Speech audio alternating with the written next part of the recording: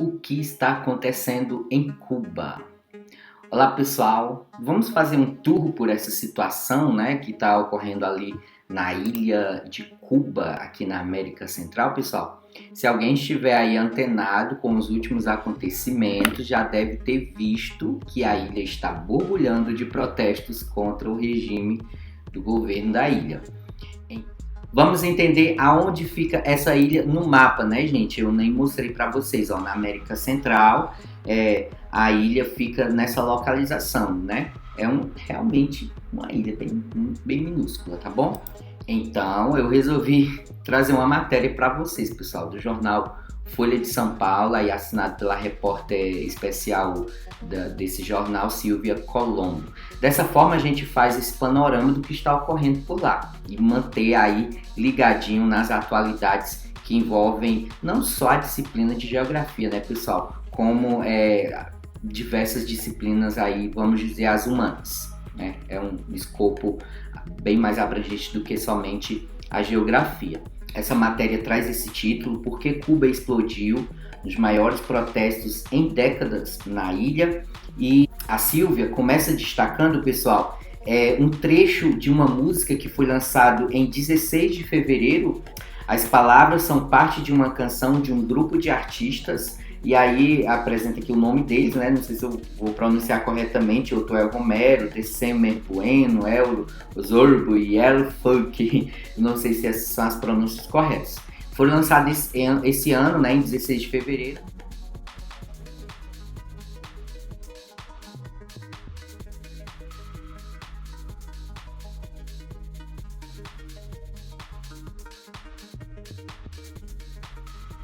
Mas como a Silvia destaca, né, pessoal, não é simplesmente por causa da canção que está ocorrendo esses protestos. Se não fosse a situação grave que está passando a ilha de Cuba, a canção seria só mais uma, né, em meio a tantas outras. Mas é todo um apanhado bem mais geral do que somente uma canção. E aí, gente, no caso aqui, nós trazemos alguns números para ilustrar essa realidade do que está acontecendo em Cuba. O país viu o PIB encolher em 11% no ano passado, já no início lá da pandemia, no caso, 2020.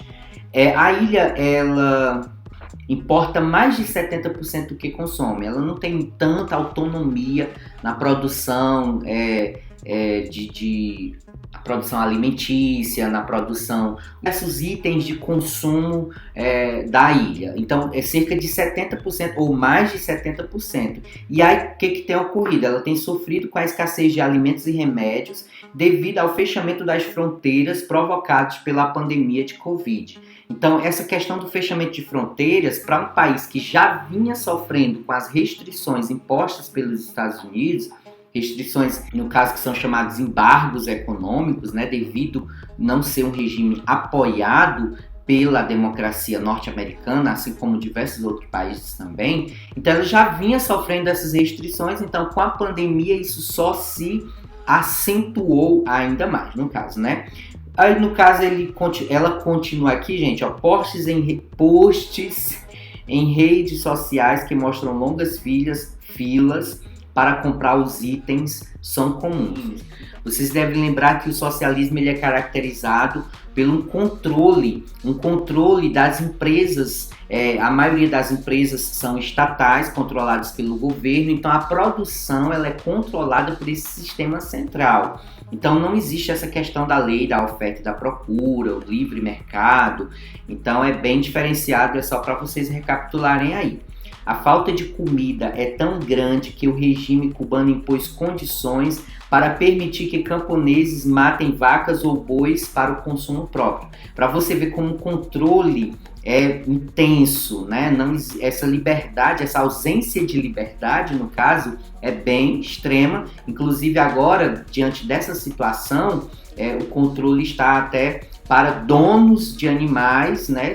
Mesmo que você tenha uma fazenda, tenha lá os animais, o governo limita essa sua liberdade de ir lá, querer matar um animal e tal, e comer ali com a sua família. Então, supondo que está prejudicando o coletivo.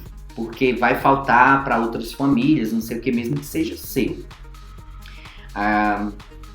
Seguindo aqui, no pedido ao Estado pelo direito de matar o animal, é preciso declarar quanto leite a vaca já produziu e quantos quilos tem o boi. Só para vocês terem noção de como é que funciona meio as coisas ali na ilha.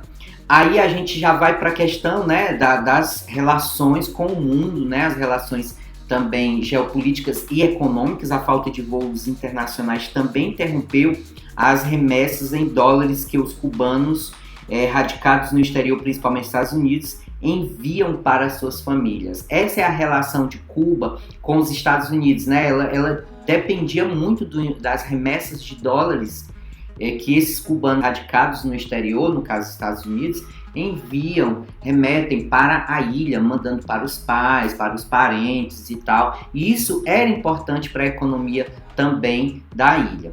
Seguindo nos números, né, pessoal, segundo dados oficiais, 65% delas recebiam ajudas de parentes, né, no caso, essas famílias que dependiam dessas remessas de dólares do exterior, né, de parentes no exterior. Há também um agravamento da situação sanitária, como eu já havia falado para vocês, devido à pandemia, falta de estrutura hospitalar para atender toda a população. Tem uma estrutura boa? Tem. A medicina, inclusive, a formação de medicina em Cuba é muito famosa no mundo e tal, mas assim, estrutura para dar conta da demanda que a pandemia impôs, né, aos sistemas de saúde, não só na ilha, né, no mundo, aqui no Brasil também, foi imposta assim, uma demanda que por horas ela esteve ali até ameaçada de colapsar. Em alguns casos, na Amazônia, né, teve aquele colapso.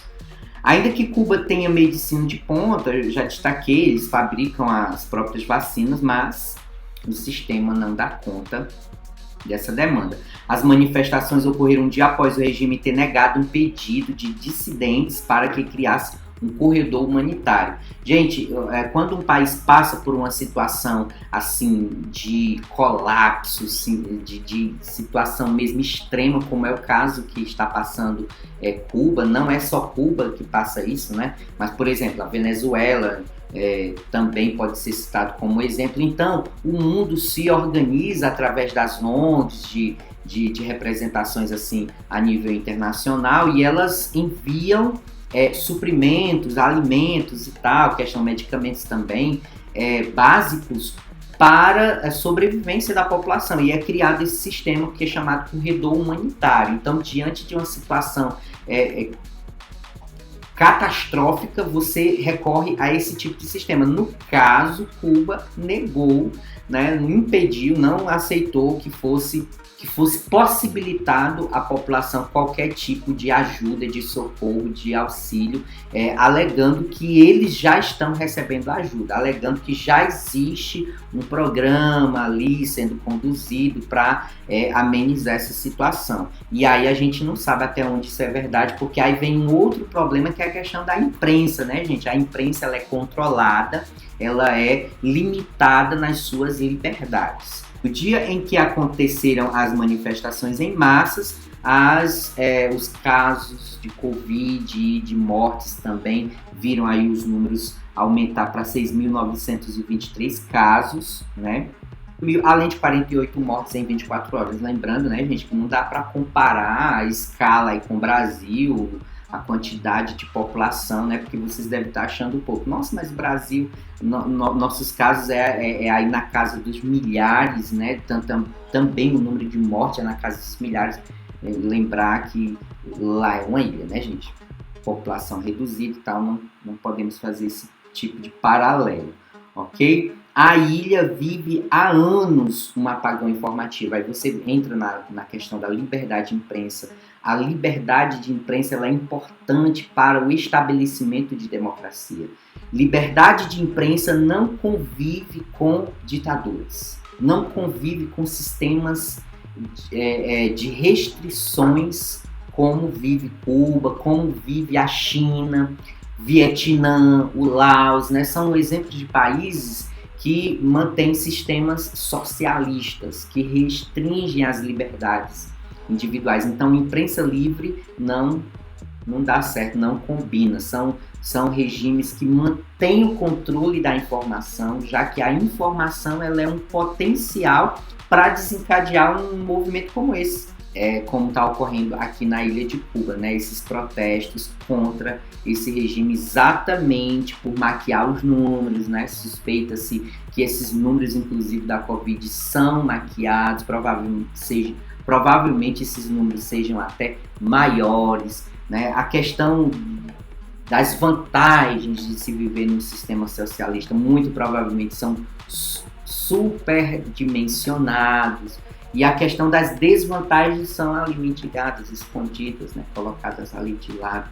Então, defendo até dessa forma, pessoal. A imprensa, ela é muito importante, ainda que com a dor de cabeça que ela causa, muitas das vezes, né, repassando informações distorcidas, ou às vezes passando até fake news, e tal, mas a liberdade de imprensa e de comunicação, a liberdade de expressão, ela é uma das manifestações máximas da democracia. Ainda que a gente não concorde com muita coisa que está sendo noticiada, com muita coisa que está sendo veiculada, com segundas intenções, mas é na liberdade que se estabelece a democracia, pessoal. E aí, dados eu já apresentei, liberdade de imprensa. Já no campo político, os demais pontos eu já destaquei. Aí no finalzinho nós temos, falando no campo político, pessoal, o líder do regime, Miguel Díaz-Canel, não sei se eu pronunciei correto, gente, assumiu recentemente também a liderança do Partido Comunista Cubano. A situação macroeconômica que enfrenta, porém, é mais difícil que a de seu antecessor Raul Castro. Na gestão do irmão de Fidel Castro, líder histórico do país, houve tentativa de abrir parte da economia à iniciativa privada e a um ensaio de aproximação com os Estados Unidos. Olha, geopolítica, né, gente? Relações territoriais e governamentais de regimes entre diferentes, né, regimes, no caso aqui o socialismo e o capitalismo, ou uma democracia e um regime ditatorial, né, gente? Isso aqui é geopolítica, isso aqui também é geografia, porque se reflete no espaço geográfico, né? As relações que uma determinada população estabelece em determinado espaço geográfico, assim como as leis que elas estabelecem entre si e entre os povos fora desse espaço geográfico, isso é geopolítica. Isso vai impactar na qualidade de vida dessa população, a forma como ela se relaciona, tanto com o espaço quanto com ela mesma, com a sua população, e aí você observa isso, as condições que está passando a ilha de Cuba, né, gente? Não estou dizendo que o regime, o capitalismo seja perfeito, não quero dizer que a democracia ela não tenha seus percalços, suas dificuldades, porém ainda é o melhor que temos, eu digo sempre dessa forma, né, pessoal? A ilha tentou, nessa gestão anterior de Raul Castro, essa abertura com os Estados Unidos. A crise, no entanto, congelou a capacidade de consumo dos cubanos. Já a tímida reconciliação com Washington foi revestida por Donald Trump, né, que é o presidente anterior aí dos Estados Unidos. E ainda não foi retomada pelo sucessor, que no caso agora é Joe Biden. Assim, o regime segue culpando o embargo imposto à ilha como responsável pela falta de alimentos à população.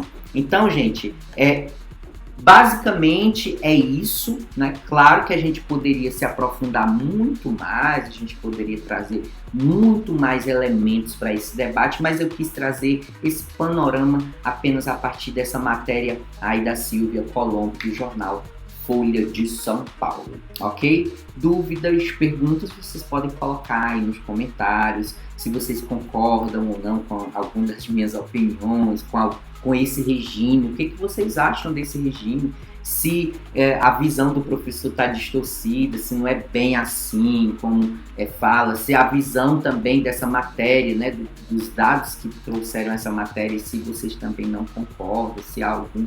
Isso é democracia, né, pessoal? A gente trabalhar com dados, com informação, contestar quando achar que é contestável quando você tem argumentos para se contrapor ao que está posto, né? Não é só contestar por contestar. Não concordo e pronto, esse número deve estar errado. Não, você precisa ter informações, você precisa ter dados, você precisa ter um contraponto razoável, né, gente? Ok? É isso aí, espero que vocês tenham gostado. Fiquem todos com Deus. Um abraço e até a próxima.